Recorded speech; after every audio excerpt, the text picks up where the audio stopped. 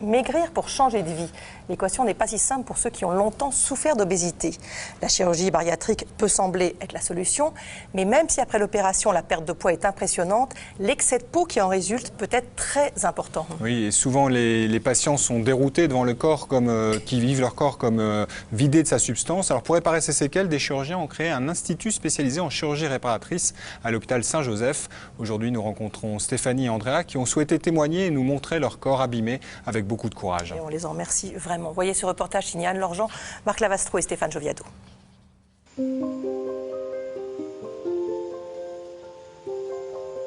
Bonjour madame. Bonjour. Je regarde encore dans le rayon XL, alors que je ne fais plus XL, je fais M. Mais dans ma tête, je suis toujours grosse.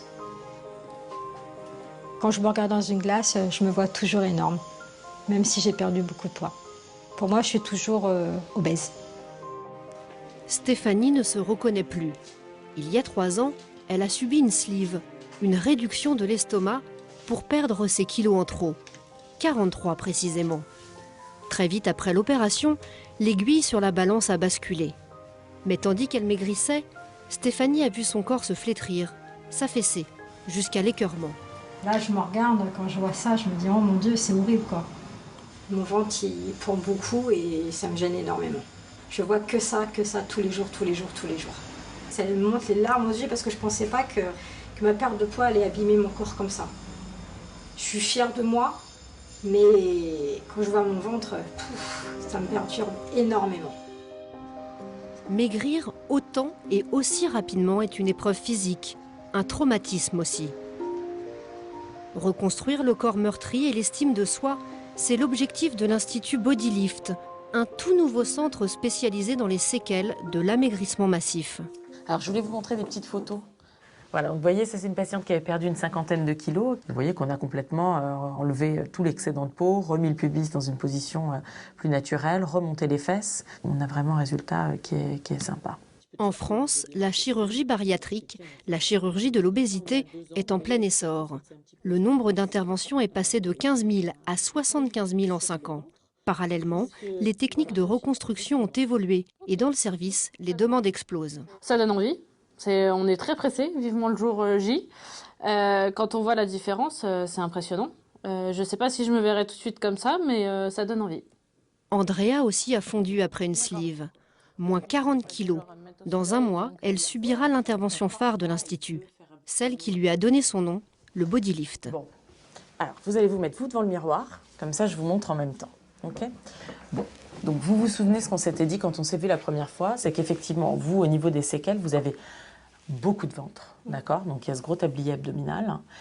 Je trouve très important de les déshabiller entièrement, de les mettre devant le miroir et de voir avec elles leur corps. Voir les séquelles, voir les dégâts qu'a causé l'amaigrissement et voir la perspective de ce qu'on va pouvoir leur proposer pour qu'elles puissent justement se réinvestir, dire « Ah bon, mon pubis, il est tombé ». Ah, le fait que ça fasse une boule comme ça, c'est pas normal devant. Je dis, bah, c'est juste que vous avez un excès de peau qui est retombé. Je dis, bah, je le voyais jamais, moi, mon pubis, je l'ai pas vu depuis tellement d'années que je savais pas. Bah, en fait, toute la peau qui se situe entre le pubis et le nombril, tout ça, donc, va disparaître. D'accord. Tout ça, poubelle. L'idée, ça va être vraiment de retirer tout cet excès de peau-là. Donc, la cicatrice, elle passera assez bas, finalement. Vous voyez, elle passera ici. Et puis ici, sur le pubis, qu'on va lifter, donc elle passera vraiment là. Donc ça va faire beaucoup de poids en moins, ouais, même pour le dos, vous allez vous sentir soulagé aussi. Ça donne pas envie, on bouge, ça bouge avec, c'est pas beau du tout. Donc après, il y a les vêtements pour cacher tout ça, mais toute nue, c'est vraiment pas beau. Je veux pas non plus être trop, m'imaginer trop mince, trop... Je sais pas à quoi je vais ressembler, donc je veux pas me faire d'idées non plus. Mais rien que d'enlever toute la partie là, ça va être bien, ça va faire du bien. C'est parce que vous avez ce relief ici, ce volume-là, avec cet excès de peau ici, que vous avez cette indication de faire un body lift. Pourquoi? Parce que sinon, effectivement, ben on va faire plat devant et vous allez garder ça et vous serez toujours aussi embêté pour vous habiller. Si en consultation, Andrea pose peu de questions, c'est qu'elle est très bien renseignée. Dans le monde médical, la spécialité peine encore à être connue. Mais sur les forums, la chirurgie réparatrice post-amaigrissement a décidément le vent en poupe. Tout le monde en parle. Alors, cette intervention, la jeune femme la connaît sur le bout des doigts. Là, je suis en train de regarder la future opération que je vais avoir. Pourquoi? Parce que je suis très curieuse de savoir ce qu'ils vont me faire. Donc, j'ai regardé sur Internet, au niveau des forums, au niveau des vidéos, pour savoir qu'est-ce qu'on va me faire. Donc là, ils sont en train de découper les fesses, le muscle des fesses pour pouvoir remonter la peau, pour après pouvoir remonter, enlever le bourrelet qu'il y a derrière au niveau du dos. Et après, ils vont passer devant. Là, il y a le nombril. Vous ne trouvez pas ça trop effrayant? Ah non, du tout. Au contraire, ça me rassure. Puis au niveau des forums, les gens en parlent beaucoup, donc on a les avis de chacun, comment ont été après, combien de temps ils ont mis pour se reconnaître, si ça a été douloureux, pas douloureux. Donc non, les forums là-dessus, ça aide vraiment. Andrea sait désormais ce qui l'attend. Après des années d'obésité, de régime, de rendez-vous médicaux, c'est sa manière à elle de reprendre le contrôle sur ce corps qui lui échappe.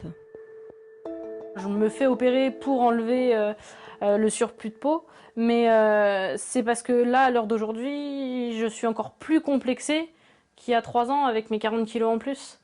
J'ose pas me montrer, je me cache, alors qu'avant, même à 120 kilos, je me cachais pas. Je voulais aller à la piscine, j'y allais, j'avais peur de personne et voilà. Les patients attendent beaucoup de cette chirurgie réparatrice parce que finalement, la perte de poids, c'était au début leur finalité. Ils pensaient que c'était ça, que c'était tout, que c'était le chiffre sur la balance qui allait signer la fin de leur parcours. Puis finalement, en fait, c'est leur image dans le miroir. Et c'est vrai que les patients qui ne faisaient pas de chirurgie réparatrice post-amaigrissement avaient tendance à regrossir pour réinvestir ce corps et plus avoir ce corps vidé, déshabité et qu'ils ne reconnaissaient pas et dans lequel ils n'arrivaient pas à s'épanouir.